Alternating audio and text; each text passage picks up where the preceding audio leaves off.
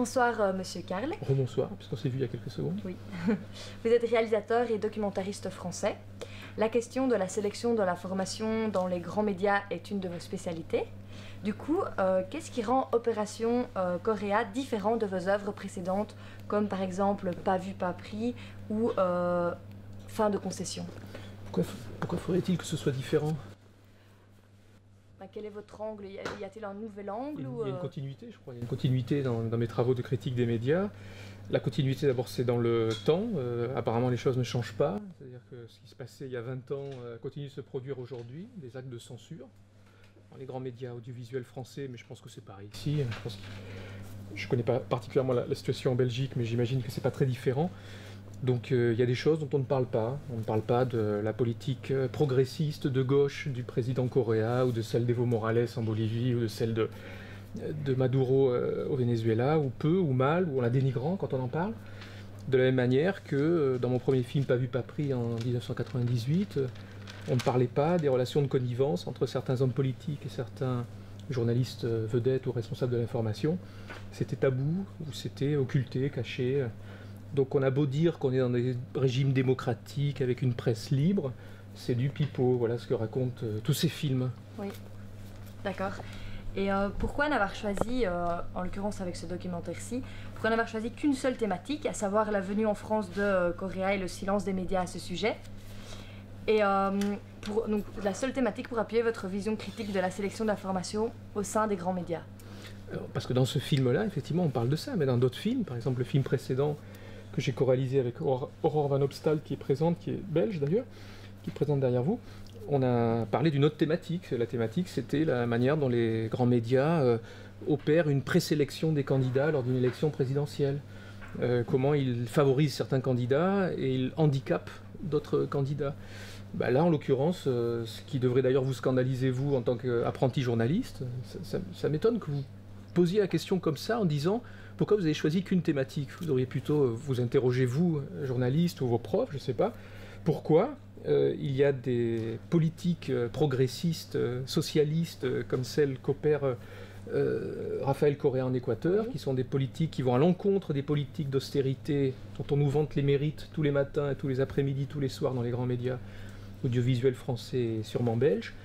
Pourquoi on n'entend pas parler de ce qui se passe dans ces pays où le taux de pauvreté a été réduit de manière incroyable, où il y a des politiques d'investissement public qui donnent des résultats formidables, supérieurs à ceux de l'Allemagne, avec un taux de chômage en Équateur qui est inférieur à celui de l'Allemagne, avec un taux de croissance qui est supérieur à celui de l'Allemagne, avec une dette publique qui est inférieure à celle de l'Allemagne. On cite toujours l'Allemagne comme un exemple, du moins en France. Je pense que c'est pareil en Belgique. Je ne vois pas pourquoi on ne nous parlerait pas des politiques de gauche, de vraies politiques de gauche qui réussissent. Donc c'est vous qui devriez plutôt être scandalisé en tant que journaliste et vous interroger. Pourquoi il y a des choses qu'on nous censure, qu'on cache au public, qu'on occulte, qu'on dissimule? Pourquoi? Je vous pose la question. En regardant votre documentaire, j'ai été impressionnée par les chiffres que j'ai entendus sur l'Équateur, par la réduction du taux de chômage, par l'insertion des immigrés aussi. Oui. Et je trouve ça fabuleux et je trouve ça vraiment dommage que de fait les médias français n'aient pas plus axé C'est pareil ici, hein. Vous savez que Correa a quand même fait ses études à Louvain-la-Neuve, oui, je à sais, l'université catholique de Louvain-la-Neuve, donc on pourrait se dire que tiens, c'est quelqu'un du coin. Et il parle très bien français. Il parle français. Ouais. On a envie d'enquêter, on a envie d'aller enquêter sur ce qui se passe. Il ne faut pas non plus croire sur parole tout ce qui est raconté, bien sûr, mais ça donne envie d'aller enquêter sur ce qui se passe dans ces pays-là. Et que ce soit ici ou en France, personne n'enquête sérieusement sur ce qui se passe dans ces pays-là. Oui, et c'est pas normal, c'est un dysfonctionnement, plus qu'un dysfonctionnement, c'est je pense, un biais idéologique, journalistique. Il y a des journalistes qui ont des œillères. Ouais. Il y a des choses qu'ils ne veulent pas voir, parce que ça ne les arrange pas. Oui, je pense qu'il y a beaucoup de bonnes choses à prendre dans la politique de ces pays-là et qui pourraient nous aider à améliorer, à sortir de la crise. Il pourrait y avoir débat. Il pourrait y avoir débat, mais il n'y a pas débat. Il n'y a même pas de débat parce qu'on ne nous dit pas ce qui se passe là-bas. D'accord. Voilà. Votre documentaire, donc, il va encore avoir 3 épisodes, si on peut appeler ça des épisodes, donc 3, c'est juste ce que je dis? Oui, c'est un feuilleton documentaire. 3 feuilletons, oui, voilà. Oui. L'ensemble va-t-il porter plus sur les médias français et le fait que les médias français occultent, comme vous l'avez dit, que les journalistes sont des œillères et que voilà, ils sélectionnent l'info, ou plus sur la politique socio-économique menée en Équateur par Correa? Je ne reproche pas aux journalistes de sélectionner l'info, hein. Il faut préciser les choses. Je leur reproche de sélectionner une certaine information et d'en occulter une autre, hein. C'est plutôt ça le reproche qui est fait. Non, dans les prochains épisodes, on va surtout essayer d'aller enquêter en Équateur de manière indépendante, c'est-à-dire pas avec des financements du privé, pas avec des films contrôlés par la télévision ou par des grands médias qui vont orienter le film dans une certaine direction, et sans non plus être financé ou subventionné par le gouvernement équatorien. Donc on va faire une enquête indépendante qui sera financée d'ailleurs par les internautes, puisqu'on a mis le film sur Internet, le premier épisode, en demandant aux gens, aux spectateurs, aux internautes de financer le deuxième épisode, de le financer eux, pour qu'il soit le plus indépendant possible. On a fait, je pense, nos preuves en matière d'indépendance quand on voit les films qu'on a réalisés précédemment. Et on va essayer donc d'aller voir ce qui se passe, nous, en Équateur, faire le boulot qu'ont pas fait ces grands médias. Et puis, il y aura après sûrement encore d'autres épisodes, mais dont il est un peu trop tôt pour parler aujourd'hui. Mais allez-vous quand même continuer à creuser dans le monde Ce ne sera pas notre préoccupation première. Là, c'est plutôt, maintenant qu'on a vu qu'il y avait un problème, on ne va pas rester là-dessus pendant 15 ans. On ne va pas pendant 15 ans déplorer le fait que les journalistes n'enquêtent pas sur ce qui se passe en Équateur, en Bolivie, au Venezuela. On va y aller et on va faire ce boulot-là en essayant de le faire le mieux possible et de la manière la plus indépendante possible. D'accord, c'était justement ma quatrième question. On aurait voulu savoir quoi peut-on espérer voir dans les épisodes à venir, et est-ce que la réalisation est-elle déjà en cours? Et si oui, la parole sera-t-elle donnée aux médias équatoriens et à l'opposition aussi? Non, je pense qu'on va essayer d'éviter les porte-paroles, d'éviter d'aller voir des gens qui vont nous raconter ce qui se passe. On ne va pas aller voir l'homme qui a vu l'ours, qui a vu l'ours, qui a vu l'ours. On va aller voir ce qui se passe sur le terrain. Il faut quand même rappeler que, même si moi je ne suis pas dans une démarche d'investigation classique, je ne suis pas journaliste, je suis réalisateur plus que journaliste, mais en tout cas le b.a.-ba, c'est d'aller voir ce qui se passe sur le terrain, c'est pas d'aller donner la parole à des porte-paroles. Donc il s'agit d'aller voir ce qui se passe en Équateur, dans le monde social équatorien, et c'est ça ce que vous devriez faire vous ici journalistes, c'est pas d'aller tendre des micros à des hommes politiques, à des représentants de je ne sais qui ou je ne sais quoi, c'est d'aller voir ce qui se passe dans le monde social. Ça s'appelle l'investigation, ça s'appelle l'enquête, c'est le b.a.-ba. Et quand des profs vous disent allez voir un tel et qui nous raconte ce qu'il pense d'eux, vous devriez dire non. Vous devriez dire non, c'est pas du journalisme, c'est de la communication. Donc nous on va essayer d'éviter, peut-être qu'on sera jugé sur preuve, on pourrait trouver que notre travail n'est pas de qualité une fois que vous l'aurez vu, mais on va essayer d'éviter ces travers-là.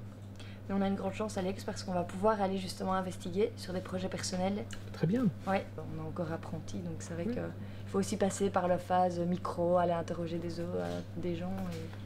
Il faut aller observer ce qui se passe, vivre les choses, faire de l'immersion. Voilà, de l'immersion, je crois que c'est ça le b.a.-ba du journalisme, pour vous en tout cas. Et vous n'avez pas encore lancé la réalisation en Équateur? Non, parce qu'on n'a pas les moyens déjà d'y aller, de faire cette enquête pour l'instant. Là, on est en train de récolter les fonds. Donc on est plutôt dans une démarche de présentation de ce premier épisode et de déclenchement d'un financement permettant d'aller réaliser cette enquête. Et quand aurons-nous la chance de voir le deuxième épisode? Ça dépendra des internautes, ça dépendra des gens, est-ce qu'ils vont donner de l'argent rapidement, pas trop rapidement. Ça a assez bien marché pour l'instant, l'opération d'appel à dons. On a déjà réuni, 20 000 € pour commencer à travailler.